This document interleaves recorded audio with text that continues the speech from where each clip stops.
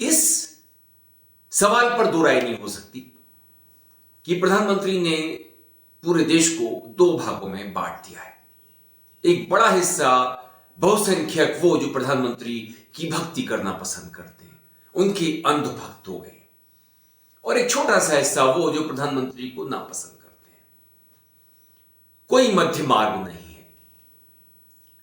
तो ये प्रधानमंत्री का कौशल कहा जाएगा, उनकी क्वालिटी कही जाएगी कि उन्होंने जिस तरह से अपने समर्थकों की फौज तैयार कर दी है, भाजपा कार्यकर्ताओं की फौज तैयार कर दी है, जो प्रधानमंत्री के हर कदम का समर्थन करती है, उनकी भक्ति करती है और लड़ने बढ़ने को तैयार हो जाती है।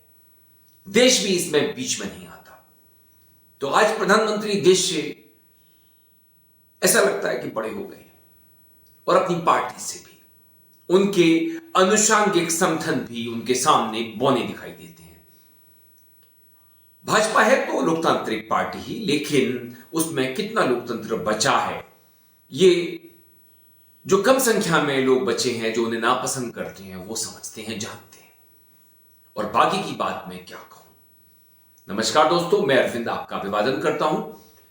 अभी मैंने एक न्यूज लॉन्ड्री पे रिपोर्ट देखी।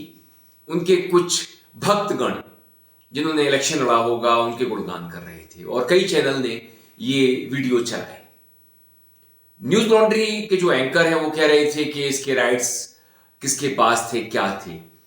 मैं एक बात मीडिया के एक हिस्से से कहना चाहता हूं कि वो इन बातों में मगजमारी ना करे, जरूरत नहीं है, दिमाग ना खपाए, क्योंकि प्रधानमंत्री आज देश में सबसे ताकतवर आदमी है। प्रधानमंत्री के तौर पर नहीं कह रहा मैं, एक शख्सियत के तौर पर, क्योंकि उनके भक्तों की इतनी बड़ी फौज है जो आज तक किसी की भी 75 साल में नहीं दिखी। बहुत आए, बहुत गए।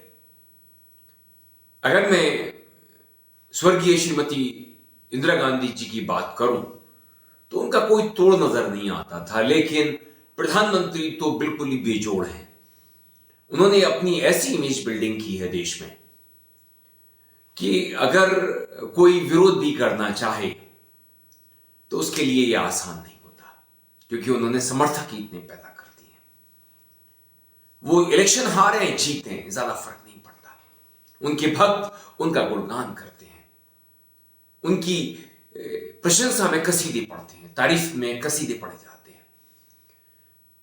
हम कभी हनुमान चालीसा, और आज भी हनुमान चालीसा का पाठ करते हैं, लेकिन आज जिस तरह से प्रधानमंत्री की प्रशंसा में चालीसा पढ़ा जाता है, वैसा तो कोई दूसरा हुआ नहीं। बिल्कुल बेजोड़, और कोई मुकाबला नहीं उनका आज राजनीति में। तो इसलिए विपक्ष को बहुत प्रयास करने होंगे अपने किसी नेता को गढ़ने के लिए, उसकी इमेज बिल्डिंग के लिए। यह आसान काम नहीं है, क्योंकि प्रधानमंत्री के पास आज ना तो रिसोर्सेस की कमी है, ना ही समर्थकों की।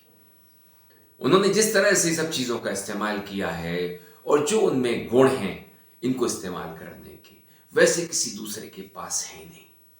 इसलिए मीडिया में भी दो हिस्से, एक वो जो उनका विरोध करता है, बहुत छोटा सा हिस्सा, और एक बड़ा सा हिस्सा वो जो उनका गुणगान करने में लगा रहता है, उनकी तारीफ में कसीदे पढ़ता रहता है, भक्ति रस में डूबा रहता है।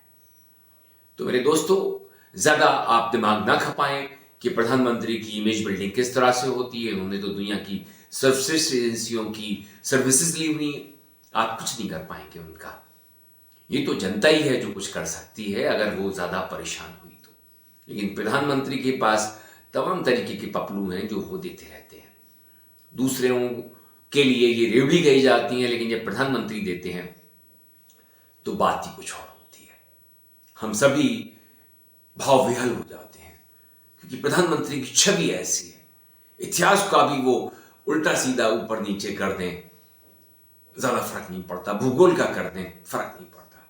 अर्थशास्त्र का कर दें, फर्क नहीं पड़ता। क्योंकि भक्त के बारे में कहा जाता है कि उनका जो भगवान होता है, वो जो करता है वही सही होता है। और हमारा देश तो भक्ति का देश है। यहां भक्त हमेशा पैदा होते रहे हैं, और आज तो इतनी संख्या में हैं अंधभक्त, जो दूसरे लोग हैं वो बहुत थोड़े हो जाते हैं, उनकी आवाज़ कहीं सुनाई नहीं पड़ती।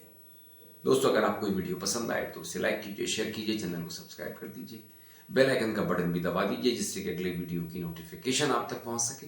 मुझे आपकी प्रतिक्रियाओं का इंतजार रहेगा कि क्या कोई प्रधानमंत्री जैसा दूसरा है जो उनका मुकाबला कर सके, क्योंकि वो तो बेजोड़ हैं, फेविकॉल के जोड़ की तरह।